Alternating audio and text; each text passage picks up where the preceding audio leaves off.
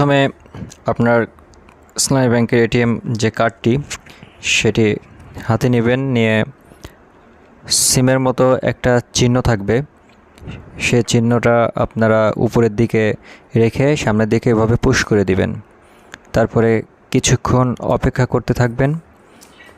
অপেক্ষা করার পরে আপনার যে মোবাইল নাম্বার দিয়ে অ্যাকাউন্ট খোলা আছে সেই মোবাইল নাম্বারটি এখানে শো করবে এবং সেখানে একটি ওটিপি যাবে।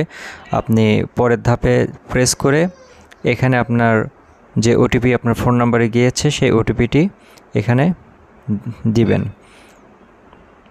4 ডিজিটের একটি ওটিপি আপনার এখানে যাবে। দেন আপনি পরের ধাপ লেখা যেখানে সেখানে প্রেস করবেন। এরপরে আপনার স্বয়ংক্রিয়ভাবে তারা বলবে যে অনুগ্রহপূর্বক আপনার নতুন পিন চাপুন।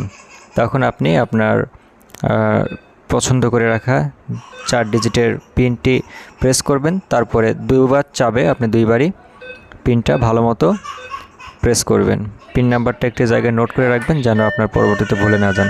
তাহলেই হয়ে গেছে আপনার ইসলামী ব্যাংকের এটিএম কার্ডের নতুন পিন সেটআপ। ভালো থাকবেন সবাই।